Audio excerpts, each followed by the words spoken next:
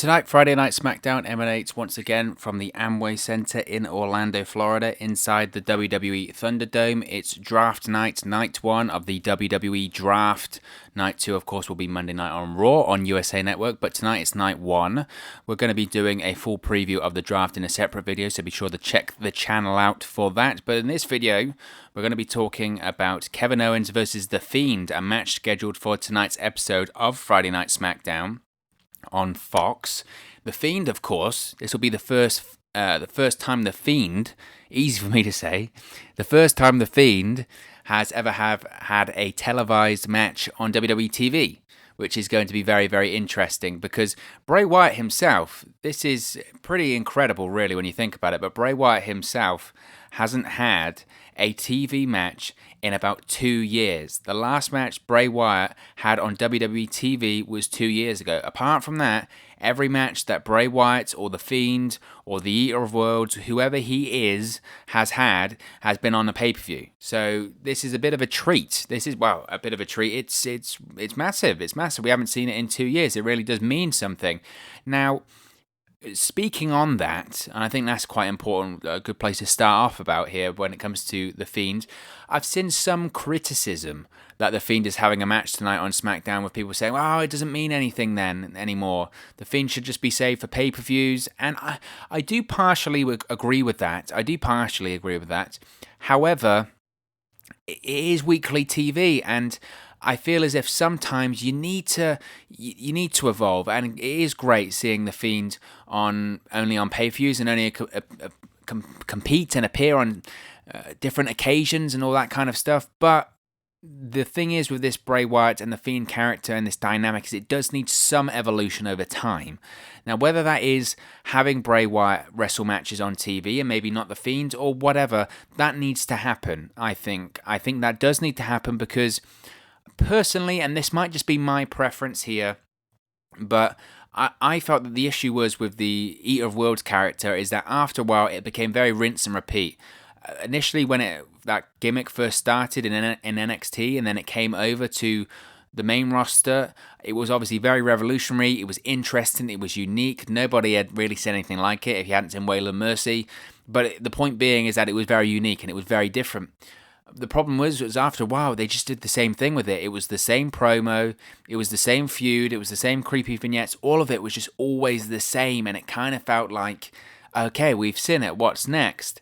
And I do worry with this Bray Wyatt and The Fiend character is that they're falling into the same trap, is what I'm trying to say here, is that when it's the Bray Wyatt character, he's on the Titantron, he's doing the Firefly Funhouse vignettes. They're always good, they're always unique, but are we going to see some evolution to the character? I think the most development we've seen in the character recently was with this whole Alexa Bliss thing, because we've seen a different side to The Fiend and we're seeing a different side to Bray Wyatt. That's what I'd like, but I think in terms of continuing to evolve, you need to see more of The Fiend, you need to see different aspects of The Fiend, and that comes from working matches on TV. So I'm not saying The Fiend has to work matches every single week on SmackDown, but I do think we need to see other facets of these characters now. I do think we have to have Bray Wyatt working on matches on SmackDown. I do think we need to have Bray Wyatt, the Firefly Funhouse version of himself, appearing in the ring to do interviews and do different stuff. That my point being is do different stuff. I think that's really, really important because otherwise it's going to become boring. It is going to become boring, and I hate to use that word because boring isn't really a word you'd associate with The Fiend and this version of Bray Wyatt, but the potential is there for that to happen if they don't do different stuff. So I like that The Fiend is wrestling tonight. It feels like a big deal, and it's something I'm looking forward to. I'm really excited to see Kevin Owens versus The Fiend. I think the match is going to be fun, however long it lasts, but I think it's interesting. Now, previously, I wasn't happy with the whole Kevin Owens appearing on SmackDown kind of deal, and it felt to me like the only reason they were doing this is because they were close to the draft, WWE, and it felt like they could just get away with it because it's so close to the draft that no one's really paying attention to the rules of the brand split anyway. Now, in terms of tonight, I don't have a problem with it happening tonight because the draft is happening tonight, so why wouldn't you have a Raw SmackDown, Raw superstar appear on SmackDown. Why not, right? So that I don't have a problem with that. Last week on SmackDown, when you had Alexa Bliss on the KO show, and then it was, well, he's utilizing the brand-to-brand invitational, all of that stuff I hated. I absolutely hated, because it's WWE making up rules and they can't even follow their own rules. It's infuriating, but hopefully that will be slightly rectified tonight with the draft, and obviously with night 2 on Monday. Now, with that segment last week, because we've seen just a little bit of a feud suddenly appear here, haven't we? Kevin Owens was in a feud with Aleister Black on Raw, and it would appear that he still is, considering he got attacked by Aleister Black on Raw. But last week you had Kevin Owens on SmackDown. He hosted the KO show with Alexa Bliss, and Alexa Bliss fully addressed the rumors with The Fiend, and pretty much solidified and confirmed a partnership between herself and The Fiend. I mentioned that it was the Harley Quinn to the Joker scenario there, and I think it can be really, really interesting. I think it'll be really, really popular on WWE TV too, and I'm really looking forward to seeing how that storyline plays out between Alexa Bliss and The Fiend. I think Alexa Bliss and The Fiend story has been absolutely fantastic. It's been absolutely brilliant. The only thing that's been secondary to it is it's the Roman Reigns Jey Uso storyline, which I think is the best thing going in WWE in general right now, let alone on SmackDown. So I think second place to that has been this whole Alexa Bliss and The Fiend storyline. I think it's brilliant. I think it's super interesting how The Fiend has slowly corrupted her from their first interaction back in the summer during the Braun Strowman feud, and I'm really excited to see how it plays out. I think Alexa Bliss, during this whole thing, has just done brilliantly. I mentioned previously about if there's one WWE superstar who's going to transition over to Hollywood next, who's it going to be? Who's going to be the person to join the likes of The Rock, John Cena, Batista as that next Hollywood star? And a lot of people are saying Alexa Bliss, and rightfully so. Rightfully so, because if you look at the performances she's done recently on SmackDown, you can't argue against that. I mean, the facials that she's been doing, the reactions, just the complete metamorphosis of her character in terms of her body language and the ways that she's been looking to camera and the way that she's been delivering her lines, it's just been absolutely brilliant, and it's been riveting. You've been riveted to the TV, and you can't look away. And I spoke about doing different things with Bray Wyatt, and I spoke about doing different things with The Fiend. This is exactly what I mean. You've got to do different stuff, you've got to have different storylines, and you've got to put The Fiend and Bray Wyatt in different scenarios. And I think Alexa Bliss is the perfect way to do that, and I think they're doing a fantastic job with this storyline. It's absolutely gripping. Now, in terms of this match tonight on SmackDown, now, actually, let me go back. Let me backtrack a little bit. Well, we'll get into the predictions for what I think is going to happen in this match. But before we do that, we'll speak about what happened last week. So, as I mentioned, last week on SmackDown, you had the KO show, and Alexa Bliss was the special guest. She basically said that because the Kevin Owens had accused The Fiend of brainwashing her, and she said that he had brainwashed her, he cleaned her mind, and now she sees things clearly. And then suddenly, out of nowhere, the lights go out, The Fiend attacks Kevin Owens, mandible claw, and The Fiend and Alexa Bliss seemingly confirmed their partnership together to close the segment. To follow that up, Monday night on Raw, we had Kevin Owens invite Bray Wyatt, not The Fiend, but the Firefly Funhouse Mr. Rogers cardigan-wearing Bray Wyatt, onto the KO show on Monday Night Raw. Now, as I mentioned in the preview for Monday Night Raw, I didn't expect Bray Wyatt to appear in the ring. Instead, we would have a Bray Wyatt Firefly Funhouse segment, which is exactly what we got. We spoke about how I thought that Bray Wyatt would just appear on the Titantron, and that's exactly what happened. And Bray Wyatt basically during the segment appeared on the screen and spoke about friendship and spoke about how he will see Kevin Owens Friday night on SmackDown, but he was glad to have a new friend in Kevin Owens. And Bray Wyatt said he wasn't going to comment on his relationship with Alexa Bliss. That's for other people to know kind of deal. It was, again, as I mentioned at the start of the video, your classic Bray Wyatt Firefly Funhouse segment, which was funny at times and unique, but we've seen it. We've seen it, unfortunately. So it was more of a placeholder, I would say, until tonight's episode of SmackDown. I think it was also to get some interest about the match on SmackDown and to get some interest on Raw. Lord knows they need the ratings. So Kevin Owens wasn't happy with this. He goes, right, I'll go and find him and I guess go and try and find the Firefly Funhouse like a couple of other people have. But he got attacked by Aleister Black. So it would appear that the Kevin Owens versus Aleister Black feud isn't over just yet. I think it will be in the next couple of weeks. So I don't think the feud's done anything for either guy. I mean, is any guy better off for being in that feud? How no? How no? They're really not.